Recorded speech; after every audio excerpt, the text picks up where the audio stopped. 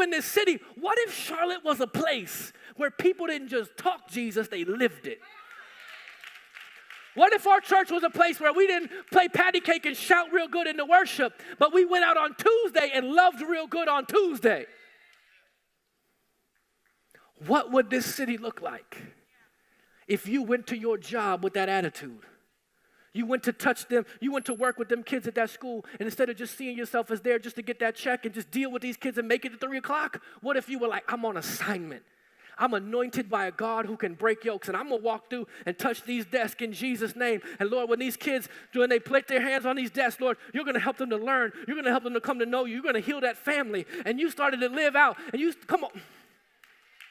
Well, you didn't just work at the hospital, you were serving at the hospital. Where, can I see her? Oh, can I see her? And you go in there in a palatable way, but you're going to pray for somebody, and they don't even know. You giving them an IV, but you don't even know, but you pleading the blood in Jesus' name.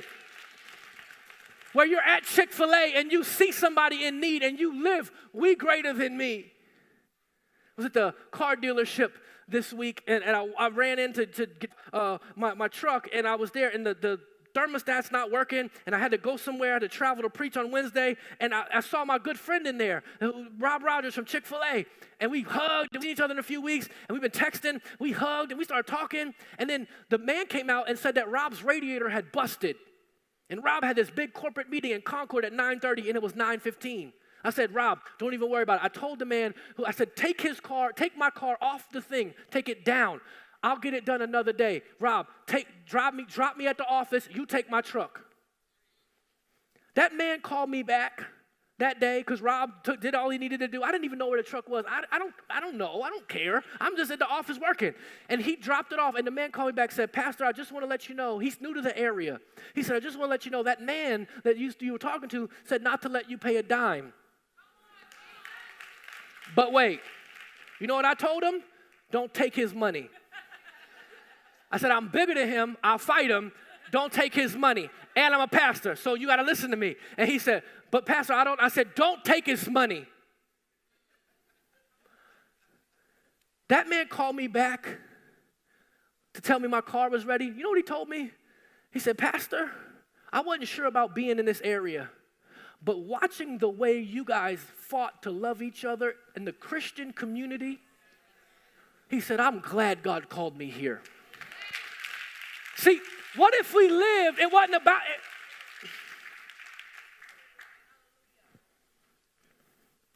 It's not about me. This church ain't about us. And guess what? When you get connected to a church, it'll change your life. But here's what happened in Genesis 11, and I'm done.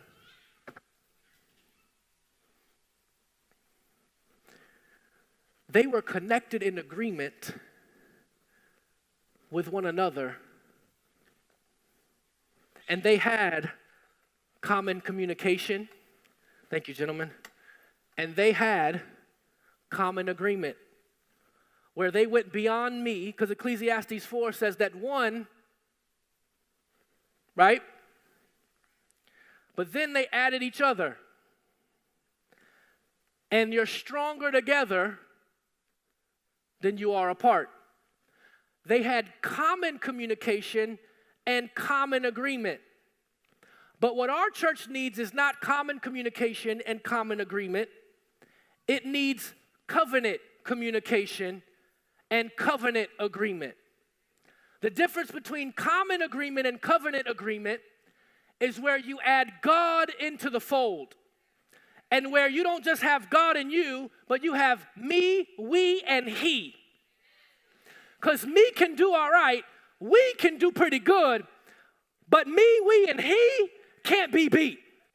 And what we're saying is that our church in this year 3, the thing we need and the thing you need in your house is you got to go from beyond common agreement to covenant agreement.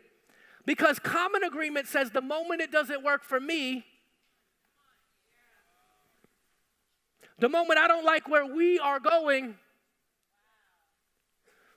Whereas if we're in covenant, we have made God the center chord, and we have said, Lord, I'm committed in covenant, and I'm going to join with we, And we, me, and he are going to do a work for God that can withstand every attack of the enemy and have victory in our city. One can prevail against him. Two shall withstand him, but a threefold cord is not quickly broken. But in order to have a triple braided threefold cord, we have to have covenant communication and covenant connection, an agreement that is beyond our own personal preference or concern.